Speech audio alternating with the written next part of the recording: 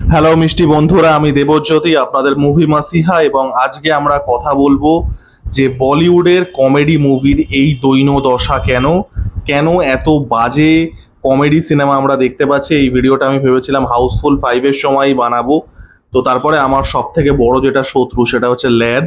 তো সেই কারণে ভিডিওটা বানাতে দেরি হচ্ছে। এটা একটা কেস স্টাডি ভিডিও হতে চলেছে, যেরকম আমি বানাই। তো ভিডিওটা বড় হবে, পুরোটা দেখবেন। ওয়াচ টাইম বাড়ানোর জন্য বলছি না, যেটা আগেও বলি, I am not even bothered with this things, যাতে আপনারা পুরো পিকচারটা পান। তো কেন বলিউডের কমেডি সিনেমা, কেন হাউসফুল 5-এর মতো সিনেমা তৈরি হচ্ছে, যেটা প্রচণ্ড ক্র্যাশ, প্রচণ্ড ভালগার, সেটার মধ্যে হিউমার বলে কিচ্ছু নেই, জাস্ট নোংরামো দেখিয়ে একটা সিনেমা বানানো হচ্ছে।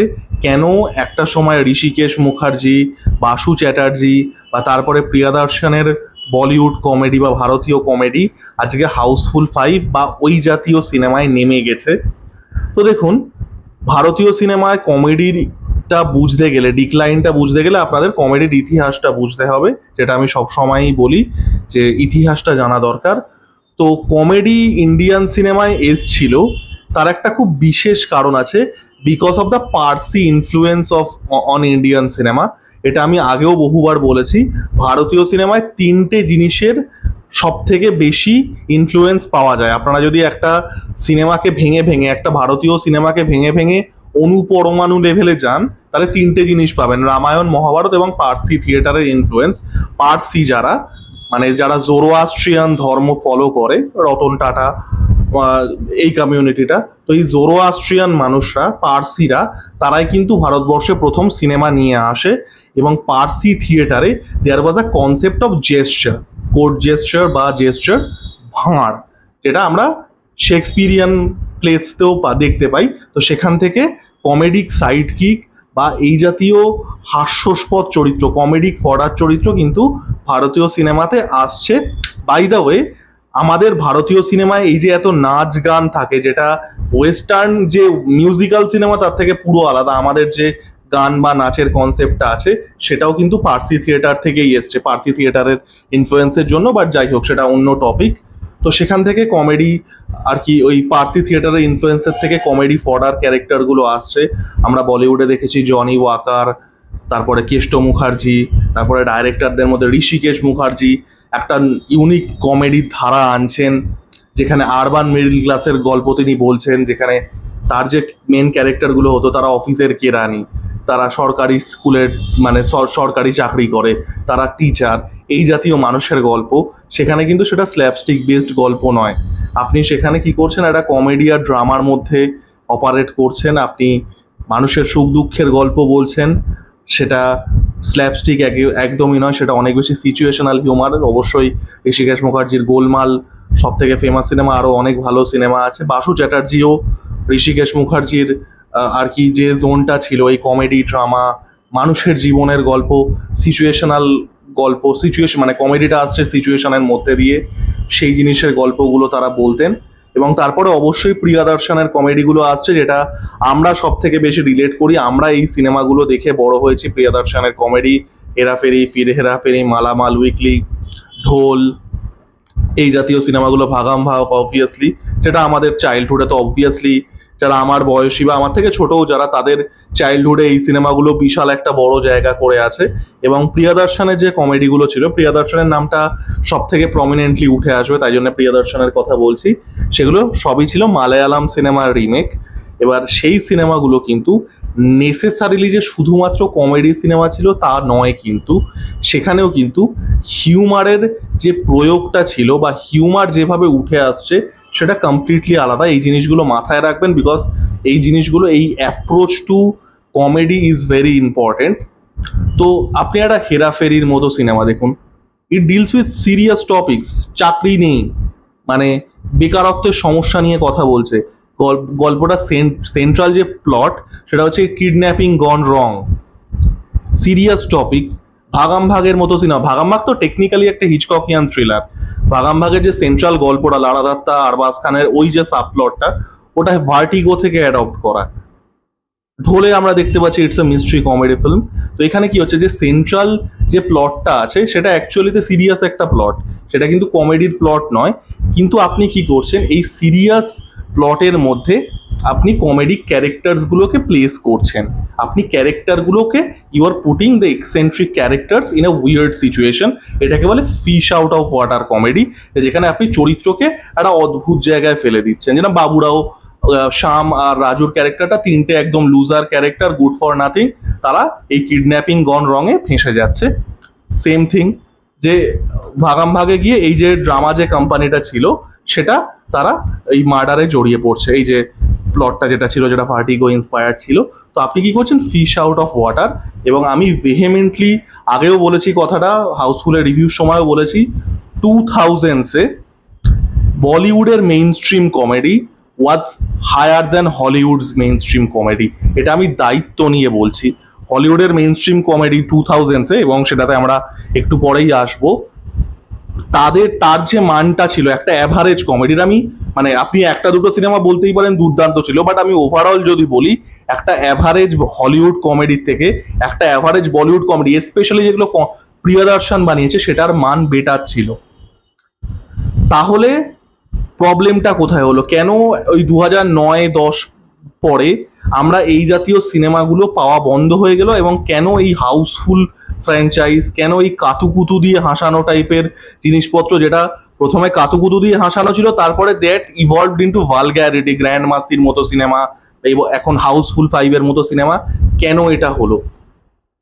এইবার আমাদেরকে বলিউড থেকে হলিউডে শিফট করতে হবে। কেন হলো সেটা বোঝার জন্য, এবং একটা জিনিসের কথা বুঝতে হবে, সেটা হচ্ছে এসএনএল, স্যাটারডে নাইট লাইভ।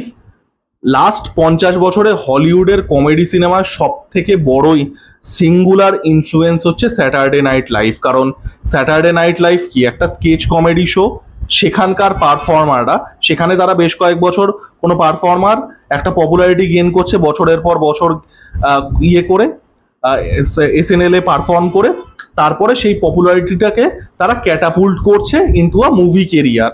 এটা আমরা একদম থ্রু আউট থেকে হতে দেখা শুরু করেছি। সেটা একদম শেভি শেজ, তারপরে বিল মারে, তারপরে ড্যান অ্যাক্রয়েড থেকে শুরু করে একদম মোস্ট রিসেন্টলি কি অ্যান্ড পিল, সবাই মানে এই যে জিনিসটা, পিট ডেভিডসন দি মোস্ট রিসেন্টলি। তো এই জিনিসটা কিন্তু হয়ে এসছে বিগত 50 বছর ধরে। হলিউড কমেডির সব থেকে বড় যে ইনফ্লুয়েন্সটা থেকেছে সেটা হচ্ছে স্যাটারডে নাইট লাইভ, যেটা একটা স্কেচ কমেডি শো। এইবার এখানে আসছে হচ্ছে আমাদের হিরো, গল্পের মেন হিরো, সেটা হচ্ছে অ্যাডাম স্যান্ডলার। শুধু অ্যাডাম স্যান্ডলার বলা ভুল অ্যাকচুয়ালিতে, Adam Sandler, Will Ferrell, Mike Myers, অনেকেই আছে। তো এরা একটা ব্র্যান্ড অফ কমেডি নিয়ে আসছে। দেখুন, যেটা আমি প্রথমেই বললাম যে এসএনএল একটা স্কেচ কমেডি শো, সেখানে কি হচ্ছে এক একটা স্কেচ 4 মিনিট, 5 মিনিট, 7 মিনিট এরকম, ঠিক আছে? তো আপনি ইন্ডিভিজুয়ালি স্কেচগুলোকে আর কি একটা প্রোগ্রামে প্রেজেন্ট করছেন, মানে এক একটা স্কেচে এক একজন এক এক রকম ক্যারেক্টার প্লে করছে, এক এক রকম গল্প, এরকম আপনারা স্কেচ কমেডি দেখেছেন, ইউটিউবেও ঘুরতে থাকে এই জিনিসগুলো। তো it's a sketch comedy show. এবার এসএনএল এ 70s বা 80s যারা মানে এসএনএল থেকে স্টারডাম পেয়েছিল, যেটা আমি বললাম যে প্রথমে এসএনএল এ কাজ করে তারা একটা পপুলারিটি পাচ্ছে, তারপরে সেটা থেকেই তারা ক্যাটাপুল্ট হচ্ছে মুভি কেরিয়ারে। They use to do different types of movies, Bill Murray, Dan অ্যাক্রয়েড বা চেভি চেজ, তারা অন্য রকমের সিনেমা করতো। ইভেন 80s এডি মার্ফিও অন্য রকম সিনেমা করেছে, 48 আওয়ার্স, বেভারলি হিলস কপ। তারপরে আসছে আর্লি 90s, এবং এখান থেকেই আমাদের অ্যাকচুয়ালি গল্পটা শুরু।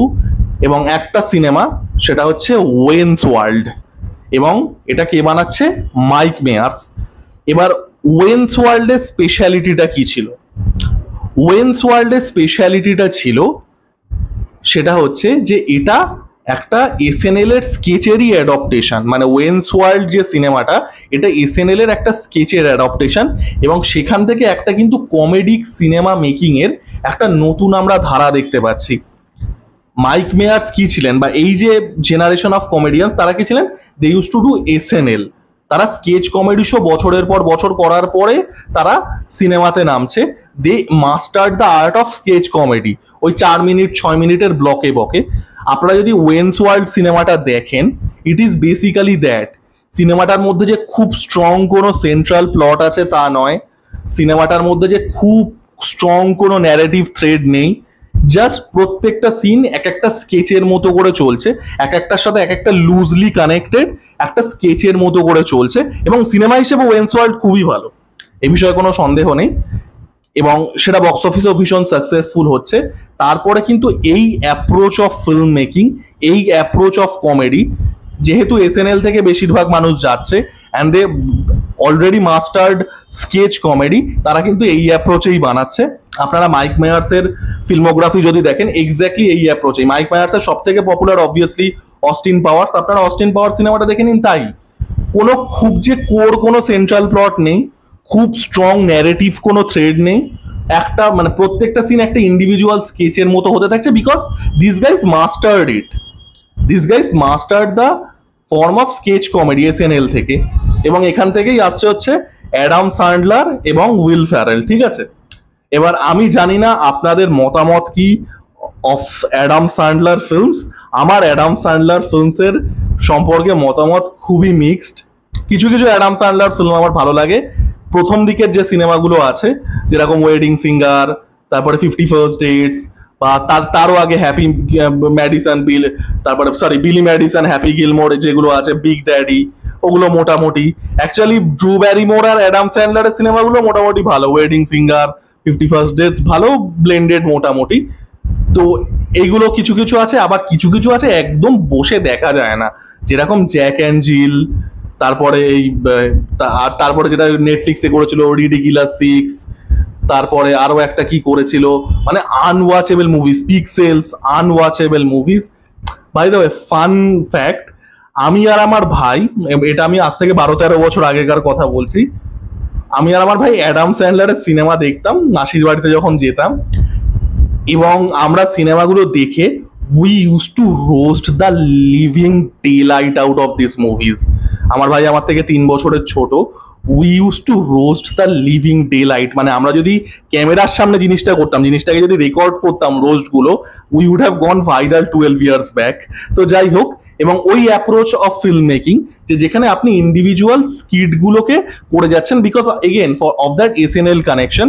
Same with Will Ferrell as well. Will ফ্যারেলেরও কিছু সিনেমা আছে আমার খুব ভালো লাগে, যেরকম রিকি ববি যে সিনেমাটা ট্যালাডেগা নাইটস, তারপরে অ্যাঙ্করম্যানের প্রথমটা, সেকেন্ডটা অতটা ভালো না। আরো কিছু কিছু আছে যেটা মার্ক ওয়াহলবার্গের সাথে করেছিল, আমার এক্ষুনি নামটা মনে আসছে না। কিছু কিছু সিনেমা আছে বেশ ভালো, আবার কিছু কিছু সিনেমা আছে আনওয়াচেবল। একটা যেটা গরিবের ওই ডাইনোসর ইয়েটা আছে, জুরাসিক পার্ক কি ল্যান্ড অফ দ্য লস্ট নাকি, হাউস বলে, যেটা এমি পোয়েলারের সাথে করলো। এরকম কিছু কিছু সিনেমা আছে, Holmes and Watson, my God unwatchable film. তো কিছু কিছু সিনেমা আছে আমার খুব ভালো লাগে, কিছু কিছু সিনেমা আছে unwatchable. Same with Adam Sandler as well. এবং এদের যে অ্যাপ্রোচ অফ ফিল্ম মেকিংটা ছিল সেটা হচ্ছে ওইটা, they came from SNL background. তারা ওই they know how to like do a skit, ওই 4 মিনিট 6 মিনিট 8 মিনিটের স্কিটটা তারা করতে পারে। তারা বছরের পর বছর এসএনএল করে এসে তারা সেই জিনিসটাকে অ্যাকোয়ার করেছে। They mastered the art of skit comedy, এবং তাদের সিনেমার অ্যাপ্রোচটাও তাই, ইন্ডিভিজুয়াল সিনস আপনাদেরকে বানাতে হবে, এবং তাদের সিনেমাগুলো তাই হতো। ইট ওয়াজ আ মানে স্কিটের পর স্কিট হয়ে যাচ্ছে, এবং সেটা একটা লুজলি কানেক্টেড, খুব স্ট্রং কোনো গল্প বা ন্যারেটিভ নেই। এবার আমাদের ইন্ডিয়ানরা কি, আমাদের ইন্ডিয়ানদের তো একটা ইনহেরেন্ট একটা ইনফিরিয়রিটি কমপ্লেক্স আছে, যেটা ওয়েস্ট বানাচ্ছে সেটা বেটার, আমরা যেটা করছি সেটা খারাপ। আমরা যে অ্যাকচুয়ালিতে আমরা যে সাউথ ইন্ডিয়ান সিনেমাগুলোর থেকে রিমেক করে, সাউথ ইন্ডিয়ান বলা ভুল, মালয়ালাম থেকেই শুধু হতো, যে কমেডিগুলো বানাতাম, সেগুলো এই সিনেমাগুলো যেগুলোর কথা আমি বললাম সেগুলোর থেকে বেটার। ঠিক আছে, এবং সেগুলো ইন্ডিয়ান সিনেমা, রিমেকই বানাচ্ছে বলিউড, বাট দেওয়ার রিমেক্স অফ ইন্ডিয়ান সিনেমা। কিন্তু আমাদের ওই ইনফিরিয়রিটি কমপ্লেক্স আছে, উই থিঙ্ক যেটা হলিউড করছে সেটা নেসেসারিলি বেটার। এবার তারা কি করলো, তারা এই অ্যাপ্রোচটা নেওয়া শুরু করলো। আগে অ্যাপ্রোচটা কি ছিল, যেটা আমি প্রথমে বললাম, যে এখানে একটা কোর গল্প আছে, এবং সেই কোর গল্পটা যে নেসেসারিলি ভীষণ ফানি বা ভীষণ কিছু সেরকম কিন্তু নয়, যেটা মানে হেরাফেরি ভাগাভাগ দেয়া সিরিয়াস স্টোরিজ। সেখানে কি ক্যারেক্টারগুলোকে আপনি উইয়ার্ড সিচুয়েশনে প্লেস করছেন, ফিশ আউট অফ ওয়াটার হচ্ছে, সেখান থেকে হিউমারটা আসছে, জোর করে কমেডি করছেন না। এবার এরা দেখলো এই অ্যাপ্রোচটা, এবার এদের তো দেখে দেখে সিনেমা বানাতে হবে, plus that inherent inferiority complex. এরা কি করলো, এবার এরা এই অ্যাপ্রোচটা অ্যাডপ্ট করা শুরু করলো। এই সাজিদ খান, ফারাদ সামজি, এরা এরকমটা, নিখিল আদবানির পরবর্তী সিনেমাগুলো যেগুলো আছে, এরা এই অ্যাপ্রোচটা নেওয়া শুরু করলো। এবার এই অ্যাপ্রোচটার সমস্যাটা হচ্ছে, এই অ্যাপ্রোচটা থেকে আপনি ভালো সিনেমা বানাতে পারেন, মানে এই স্কিড বেসড, যে যেখানে কোনো কোর গল্প অ্যাজ সাচ সেই অর্থে নেই বা খুব স্ট্রং কোনো ন্যারেটিভ থ্রেড নেই, বা ওই স্কিটের মতো হতে থাকছে, আপনি এই অ্যাপ্রোচে ভালো সিনেমা বানাতে পারবেন। এবং এই অ্যাপ্রোচে ভালো সিনেমা কিন্তু ইন্ডিয়াতে হয়েওছে, ফির হেরাফেরি হয়েছে, ধামাল হয়েছে, সেগুলো কিন্তু ওই ইন্ডিভিজুয়াল স্কিড বেসড, খুব স্ট্রং কোনো গল্প নেই। ফির হেরাফেরি, নীরাজ ভোরা ওই অ্যাপ্রোচটা এনেছিল ফার্স্ট ইন্ডিয়াতে, তারপরে ধামাল। এই জন্য এই সিনেমাগুলোর সিনস এত পপুলার, কারণ because they work as individual comedy scenes, যেহেতু স্কিড বেসড। হেরাফেরির ক্ষেত্রে সেটা হবে না কিন্তু, কারণ ওটা অনেক বেশি বৃহত্তর গল্প একটা বলছে। ইন্ডিভিজুয়াল সিনস কিন্তু অ্যাজ সাচ অতটা ফানি নয়, as a scene, as a cinema overall অনেক বেটার, বাট যাই হোক। তো ওই অ্যাপ্রোচটা আনছে। এবার এই অ্যাপ্রোচটায় সমস্যাটা হয়ে যায় যে you need to master the art of sketch comedy. এই যে স্কিড বেসড স্কেচ কমেডি এরা করতে পারছে কেন, একটা মাইক মেয়ার্স করতে পারছে কেন, বা একটা উইল ফেরেল বা অ্যাডাম স্যান্ডলারের যে ভালো সিনেমা যেগুলো আছে সেগুলো তারা করতে পারছে কেন? Because they have that schooling. আপনারা এসএনএল কিভাবে তৈরি হয় আপনারা যদি মানে দেখেন, প্রচুর ইন্টারভিউজ আছে। এরা কি করছে, এরা এইভাবেই, এরা একটা গ্রিলিং প্রসেসের মধ্যে দিয়ে যায়। এই স্কেচগুলো লেখা, সেগুলোকে রিহার্স করা, সেগুলোকে করা, সেগুলোকে লাইভ অডিয়েন্সের সামনে পারফর্ম করা, এবং সেটা বছরের পর বছর করতে থাকা। তাদের সেই স্কুলিংটা আছে। আমাদের কি সেই স্কুলিংটা আছে? আমাদের কি সেই এসএনএল এর মতো কোনো ইনস্টিটিউশন আছে? নেই। তো তখনই কি হচ্ছে, তখনই সমস্যাটা হয়ে যাচ্ছে। আপনি যখন এই অ্যাপ্রোচে সিনেমাটা বানানো শুরু করছেন, it is not working anymore. কারণ আপনাকে কি করতে হবে, আপনাকে ইন্ডিভিজুয়াল, এই অ্যাপ্রোচটায় কি করতে হবে, আপনাকে ইন্ডিভিজুয়াল সিনস ফানি বানাতে হবে। এবার সেটা করা without the mastery of sketch comedy possible নয়। মাস্টার মানে স্কেচ কমেডি ভালো থাকলেও যে সবসময় ভালো সিনেমা হবে তা না, যেটা আমি বললাম। এবং এসএনএল এর অনেক ফর্মার কাস্ট মেম্বারের জঘন্য সিনেমা আছে। রব স্নাইডারের ডিউস বিগেলো, মেল জিগেলো থেকে শুরু করে ডেভিড স্পেডের জো ডার্ট, মানে আনওয়াচেবল ফিল্মস। তো তারা এসএনএল এর স্কুলিং থেকে এসেও যে করতে পারছে তা না, এরা উইদাউট দ্যাট কি করে করবে? এবার ভালগ্যারিটিটা কোথা থেকে আসছে, এই যে ক্র্যাশনেস, এই ভালগ্যারিটিটা কোথা থেকে আসছে? They need to make the individual scenes funny. কারণ কি, কারণ তারা বৃহত্তর কোনো গল্প বলছে না। দেয়ার ইজ নো স্ট্রং মানে সেন্ট্রাল প্লট হিয়ার। এই অ্যাপ্রোচে তাই হয়, যেটা এতক্ষণ ধরে বলছি। ইন্ডিভিজুয়াল সিনস ফানি কি করে বানাবে? তখন হচ্ছে ওই কাতুকুতু দিয়ে যোগ ঢোকানো, তখন হচ্ছে কোনো একটা অফেন্সিভ যোগ বলা, একটা ভালগ্যারিটি ঢুকিয়ে দেওয়া, একটা ট্যাবু জিনিস দেখিয়ে দেওয়া, যেটা নেসেসারিলি আপনি কমেডিও করার চেষ্টা করছেন না, জাস্ট একটাকে শক ভ্যালু দেওয়ার চেষ্টা করছেন। তো এই জাতীয় জিনিসপত্র হচ্ছে, এবং এখান থেকেই কিন্তু এই সমস্যাটা চলে আসছে। এবং আজকে হাউসফুল 5-এর কিন্তু এক্স্যাক্টলি এটাই সমস্যা, যে এই যে ফান্ডামেন্টালি আপনি একটা স্কেচ বেসড সিনেমা বানাচ্ছেন, কিন্তু আপনার সেই মাস্টারিটিটা নেই। You do not have that like ability to make the individual sketches funny.